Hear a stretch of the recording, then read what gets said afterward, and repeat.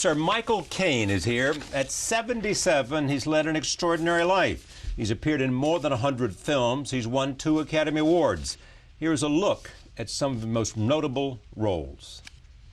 Do you know, I'm beginning to think she was beautiful. After all, it ain't through the eyes that you feel beauty.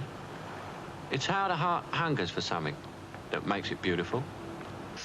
We real-life policemen are not as stupid as we are sometimes portrayed by writers like yourself. We may not have our monocles, or our orchid houses, our deerstalkers, or our shovel hats, but we are reasonably effective for all that, sir. Put your foot out, that I may kiss your big toe. You may kiss my royal arch. Not royal, holy. You're a deity, remember? Fiji? Yes, Billy. Is Danny not son of Secunda? No, Billy, he's a man like you and me. He can break wind at both ends simultaneous, which I'm willing to bet is more than any god can do. Do you really think you can get him to walk again? Oh, I will have him running, jumping, shouting, screaming. Oh, my name isn't Dr. Emil Schaffhausen. The third. This clever pyrotechnical pile of self-conscious illusion is worthless, talentless. There is more poetry in the telephone directory, and probably more insight. Are you in love with someone else? My God, what is this? The Gestapo? No. Well, what? What are you not telling me? What kind of interrogation? Supposing I said yes, I am disenchanted. I am in love with someone else. Are you? No. But you keep asking these awful questions. My God, it's like you want me to say yes. You know how to help these women. How can you not feel obligated to help them when they can't get help anywhere else? 1, it's illegal. 2, I didn't ask how to do it, you just showed me. What else could I have shown you, Homer? The only thing I can teach you is what I know. In any life, you have to be of use. From the London office. Mr. Stemmons, he says the paper has conducted a review of the foreign desk. He wants you based in London. How many stories have we given them? This year, 3.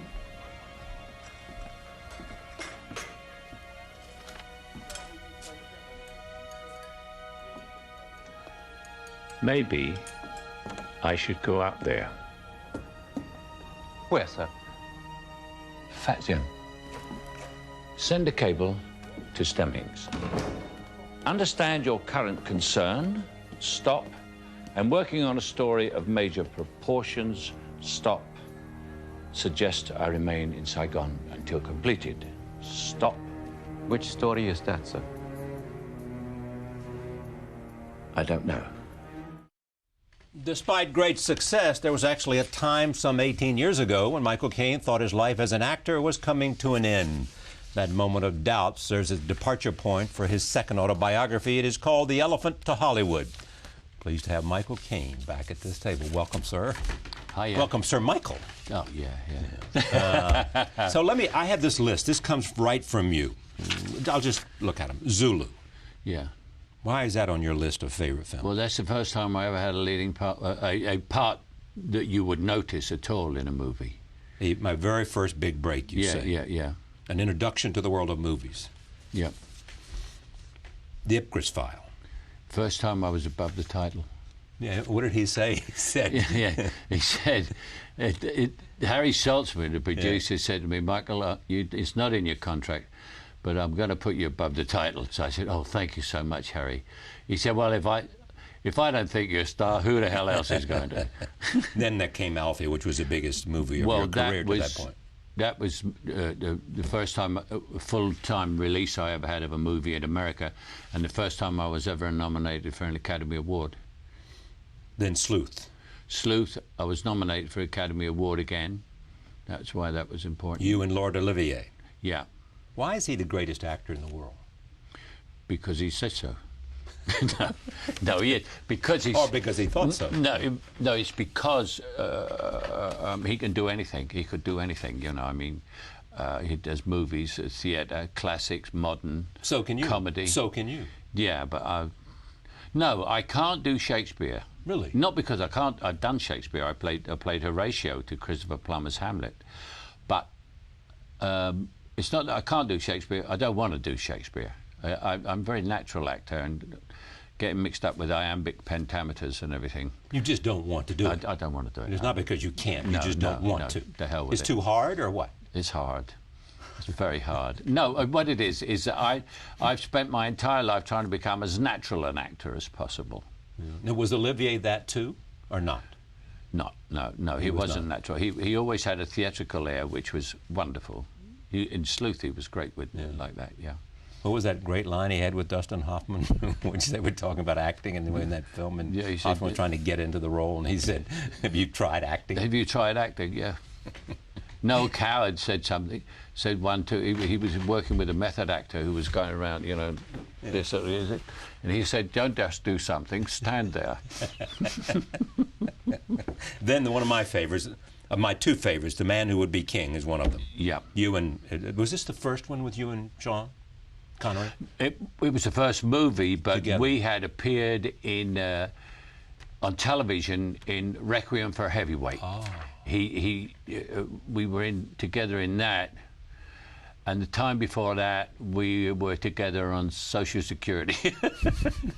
No, it's true. It's called the Labour Exchange. Standing in line. And the last time I was on Social Security in line. Was this like unemployment benefits? Unemployment benefit, you call it, yeah.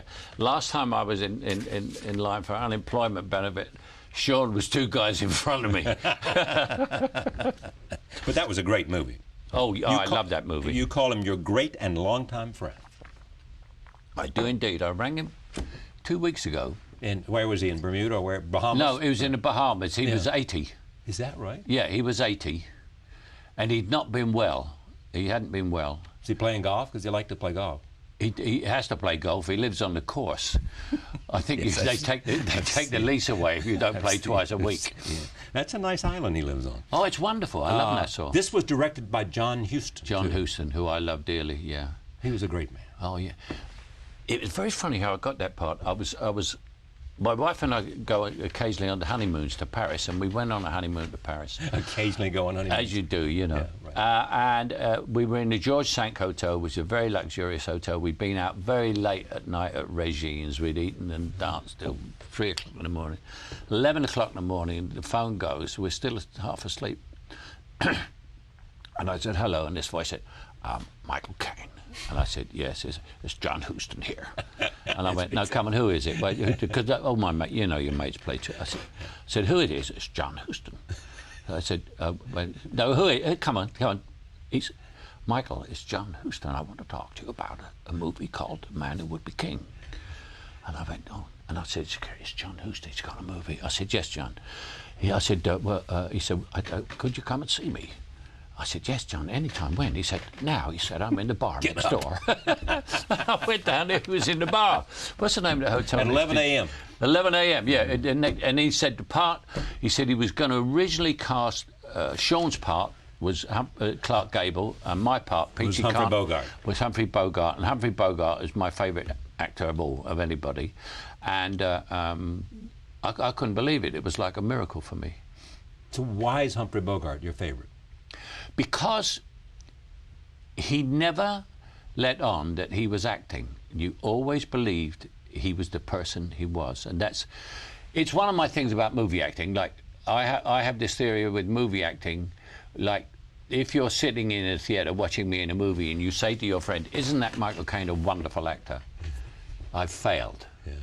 You should be saying, "I wonder what's going to happen to Charlie Smith." The character. Yeah, the character. Yeah. And he was like that. He was such a good actor. He made it look easy. I'd sometimes try and make it look difficult and get an award or something like that, but most of the time I make it look too easy. Now, I didn't know you were in The Italian Job, because they made an Italian Job sequel. Oh, I was in the first one, That's which was famous in America, everywhere in the world except America. Is that right? Didn't do as well here. It didn't. He hardly got. But the thing is, it's a fun picture. Shot in Italy. Shot in Italy. It's about a robbery. A robbery, and we had all minis. We were chasing around in minis and everything. And it's a very, very famous picture all over the world. There is a thing at Disney in Paris, which is Italian job mini stunt thing, Right, you know? right. But in America, I came to America to publicise it, and they showed me the poster, and it was a naked woman. And I said, but there aren't any naked women in it. They said, well, we've got to get the people in. I said, well, for a start, mothers are not going to bring... It's, you know, it's for kids. Right. Mothers are not going to bring their children to see a naked woman, and men who come to see naked women are going to be a little bit disappointed. I'm going to run through these. Get Carter, which was based on people you knew in your life. Yeah, right. I actually knew... I based it on one guy who I knew who was a killer. I mean, he was never convicted, but we all knew, you know, it was folklore that he had murdered at least five. Yeah, oh, right, blimey, right, yeah. Right. And I based this character on him, and without telling him, of course. And then he met me in a club one night, and he came over to me, he said, I saw that film, Get Carter. And it was a very successful movie. I said, what do you think of it? He said, biggest load of crap I've ever seen in my life. So I said, oh, really? I agreed with him, of course, on everything. Yeah. And I said, why do you say that? He said, you weren't married, Michael. You had no responsibilities. He said, we've got responsibilities. We've got kids, family, everything. He said, that's why we do what we do. We're professionals. Yes. You just wandered around there, screwing all the birds, no wife, no responsibility. Yes. You said it was about honour, too. Yeah, it's about honour. The thing was that the man put his niece in a porno movie, and that to him was a big stain on the family, so he went after him. Also, The Quiet American, my second favourite. Well, the Quiet American is one of my all-time favourites of my own. For me, I'm very self-critical, and my own review of that was, from my own point of view, was socially it got us far away from my own background, which was a London Times correspondent in the Far East. It was actually, in fact, Graham Greene himself. Right. It was. You know, yep. And I saw the picture. I only saw the correspondent, and I never saw me. So I was happy with that. You said it was your best work. Yeah. Educating Rita, which we saw. Which is, again, exactly the same sort of thing. Professor of English literature in a university. Not something you knew. No, I'm like a gang guy from the projects. And then Hannah and her sisters working with Woody Allen. Yeah, that was great. Now, why is he one of your favorite directors? What is it about Woody that makes him? Well, for a start, it's the dialogue that he's written for you. It's pretty good, yes. Yeah, I mean, there you are. And he leaves you alone, like all great directors, until you sort of screw up a little bit. But, I mean... Did that ever happen with you? What? Screwed up a little bit. I did. I was doing... He was with Mia Farrow at that time. They were lovers. Right. And we shot our home. I was married to Mia Farrow in the movie, and our home was her flat. So now here I am in her bed, you know, because I'm her husband. We're shooting a scene. And I looked up, and on the other side was her ex-husband, Andre Previn, who'd come to see his son. Yeah. And I just had these sort of two lovers. I'm in the bed here, and there were two... Yes. And the only thing I could think of was saying, I said, what's the next line? You got an Oscar for that. Yeah, I got an Oscar. Yeah. That was my first Oscar. And then there was Cider House. Why did I drop that in there? And what was the second one? The Cider House Rules. That's exactly, which I'm coming to right now. Cider House Rules. Perhaps the character was even less like me, but you got your second Oscar. So exactly. Maybe, what's the rule here? That less the character is like you, the more likely you are to get an Oscar? Yeah, I would say so, because you're giving a performance. You know, if you come on and play yourself, I've never played myself actually. In Why a movie. not? I don't know who I am. That's why I'm playing all these other people. No, I'm a very boring old family man. You wouldn't want to see a picture about me. Or then why should I want to read a book about you then? Because I went out and did all these things. You understand what I'm saying? Yes, I do. Yeah. Harry Brown was the one I saw last. You were last year talking about Harry Brown. Yeah. First time directed Daniel Barber. Shot on, as you say, on my home patch. Yeah, right on my home patch. It was that's where the title from this came from, because I was finishing this book and I was doing Harry Brown. Right. And I cover like the projects in a place called the Elephant and Castle. Which is where it's, yeah, exactly. Yeah, and they shot it exactly where I came from. So I was standing there sort of full circle. Yeah. Now, this was a project that had been taken over by the drug gangs. Right. Yeah, and there's a lot of that. Yeah, and turns out, and there's a good friend of yours who's signed it and all this kind of stuff. Yeah, all that stuff. I want to talk about the book. Let me just go to your top 10 favorite movies of all time, because people always love lists, top 10 lists especially. Number 10, going from the 10 to 1, Tell No One, with Kristen Scott Thomas and Francois Cluzet. Yeah. Treasure of the Sierra Madre with Humphrey Bogart. Yeah. Gone with the Wind. Yeah. All That Jazz. Yeah. Maltese Falcon. Some Like It Hot. Charade. Yeah. I'm surprised Charade's at a high. Well, even though I love Charade, I think, is a terribly underestimated movie. Because? Well, because it was so classy. Yeah, and I mean, can you imagine, they had a scene, Cary Grant and Audrey Hepburn had this row. Yeah. And she eventually said to him, she said, "You know what's wrong with you, don't you?" He said, "What?" She said, "Nothing." And you go, "Oh, this is fantastic." You know, everybody always says, who's going to be the next Cary Grant, and there's never been the next. There's never been a next Cary Grant. No. Even Cary Grant, maybe. No. I mean, when I first met him, I was walking along a hotel corridor. Yeah. And he was a big star. I was unknown. And I saw him, and I thought, I've got to say something. And I was trying to think of something to say, very nervous. And I said, "You're Cary Grant." He said, "I know." And there was a time, was it Chasen's, when John Wayne walked in? I was in a hotel. I was in a Beverly Hills hotel. Beverly Hills Hotel. And I was stuck there for a week, waiting to be introduced to Hollywood by Shirley MacLaine, who'd taken me there to be in a movie called Gambit. Right. But they hadn't had the party yet, so I used to sit in the lobby looking for film stars. And a helicopter. Why were you looking for film stars? Well, because it's interesting. You want to say hello? Yeah, I wanted to say hello. Well, yeah, just see if I had nothing else to do. Right. You know, and John Wayne came in. He came in straight from location, smothered in crap, and a big cowboy hat, like Hondo or something like that. I think the picture. Right. And he landed in a helicopter in the gardens, which he wasn't supposed to do. Blew all the flowers out. And he came in, and I'm sitting there right by the registry, you know, where the come in. Right. And he's going there. I'm going, bloody hell, it's John Wayne, fantastic. And then he looked at me and he went, "What's your name?" I said, "Michael Caine." He said, "You in that movie called Alfie?" And I said, "Yeah." He said, "You're going to be a big star, kid. But take some advice. Talk low, talk low, talk slow, and don't say too much. And never wear suede shoes."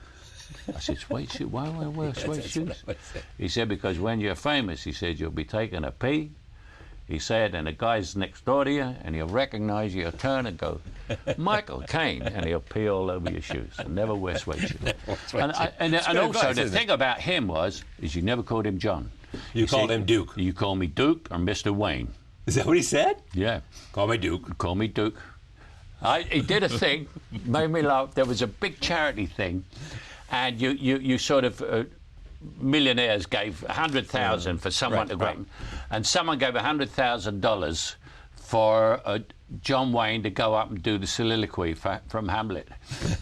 And so they said, "John, we got $100,000 for you to Duke to read this." So I said, "Okay, $100,000 for the children's charity." And he goes up and he goes, "To be or not to be? That is a question.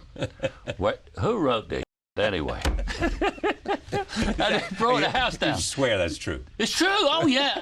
Listen, I couldn't make this up. You know. All right. Then Charade. Then On the Waterfront, number 3. Then number 2 is The Third Man, and then of course number 1 is Casablanca. I love it's Humphrey again. Bogart's in a couple of these. He's in the Maltese Falcon. Maltese and Casablanca. Yeah. Yeah, I think Casablanca's incredible. And if you think of quotes, there's more quotes from that film than, right. She said, "Do you remember Paris?" He said, "Yes, the Germans wore grey and you wore blue." Isn't that a great line? All right, let me tell you what you said about this book. You described this as a story of a man who thought it was all, I mentioned this in my introduction, thought it was all over. Yeah, I did. And found out it wasn't. Yeah. And that's what this book is about. That's what it's. I could have called it Ain't Over Until It's Over. I could have called it The Second Act. Yeah. Because that's what happened to me. You know, I got a script, and I sent it back. I said the part's too small. The producer sent it back. He said, "You're not supposed to read the lover. You're supposed to read the father." And I knew. Oh shoot! And you know, I think I was 56 or 57, so I really couldn't play these guys making love to young until girls. You went in and looked at the mirror. I looked in the mirror and I went, "You're the father, You're the Michael." father, yeah, Michael. Bloody hell. That's what it's going to be. And I goofed off and I gave up. No, I was down. I goofed off to Miami in the winter. I had an apartment there. I had a restaurant there, and I had a friend there, Jack Nicholson, who was there a lot. And Jack talked me into doing a movie called Blood and Wine, and I enjoyed it so much I came back. Well, you to give work. him credit for. Yeah, I mean, he was the one. He's the greatest guy, Jack. I'm not going to say you get conceited. Oh no, just say it. He's the greatest what guy? He's a friend. He's a friend. He's the definition of a friend. I've known Jack for 40 years, but I'd never worked with him. But working with him and just making a movie was so fantastic. I went back to work. I started looking for scripts again. Roll tape. This is a scene from Blood and Wine, 1990. Movie resurrected your career. It did, yeah. And it was just, and what happened was after all that time, you know, I suddenly thought back to these 20 years, and that's why I wrote this second part, because it just doesn't apply. It's not just about movie stars and actors. I mean, how many people in the world sort of gave it up, said it's over, and I've had a better time in the last 20 than I had in the first 25. Because you didn't feel the need to be... That's it, exactly. I didn't have to work, I didn't have to do anything. And I just went out and did exactly what I wanted to do. So everything you have done, say, in the last 15 years is because you wanted to do it for one reason or the other? For one reason or the other. It's everything I want to do. And what's the next one you're doing? I'm doing Mysterious Island 2 by Jules Verne. That's why I got a beard. Yes. And I'm a recent grandfather 2 years ago, and I love being a grandfather, and this is the first time I'm going to play a grandfather, and it's the first time I've ever done a movie in 3D. And it's great for my grandchildren because I ride around on a giant bumblebee. So much grandchildren. Nobody's grandpa can top that. You know, when my grandpa rode around on a giant bumblebee. And I like the script as well, you know, but apart from all that. So how have you changed in terms of how you approach the craft, if at all? I have changed in as much as I don't need... I never made any money until I was 29, you know, and I was always broke.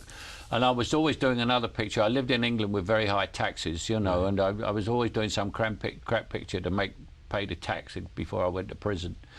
Now I don't have to do that. I'd sit there, and someone asked me the other day, so will you retire? But you don't retire from the movies. The movies retire you. They decide. They decide on it. And so I sit there, and then what I call it is I quote from The Godfather, you have to make me an offer I can't refuse. And it's got nothing to do with money, believe me. But it's just a movie that I really, really want to do, and I would do it. Now, you have written novels? Well, I'm going to write. You're going to write. I haven't written a novel yet. The reason for that is... You've written 2 autobiographies. Yeah, I've written 2 autobiographies, but the reason was that when my first autobiography, I was writing it, and I was very good friends with Kirk Douglas, and he just published a very successful biography. Very good, And he said to me one day, he said, we were having dinner, but why it made it good, he was so damn honest. That's why it was good. Yeah, exactly. So am I. That's why that's good. Yeah. Well, except he slept with all those women. I didn't. I know, but there's no vindictiveness about this book. You're not looking to settle scores. I tell you why that is. My mother was a very wise lady, and she said to me, if you dislike someone or they do something bad to you or something, she said, the worst thing you can do is ignore them. Yes. And so it'll drive them crazy. Yeah, if you do something bad to me, nothing happens. You're just gone. You're dead. There's nothing, and no reference. So Michael is not calling you. Yeah, no, he's not returning your call. Yeah, the check is not in the post. The Elephant to Hollywood, Michael Caine. Thank you. Thank you, Charlie. Great to see you. Great to see you.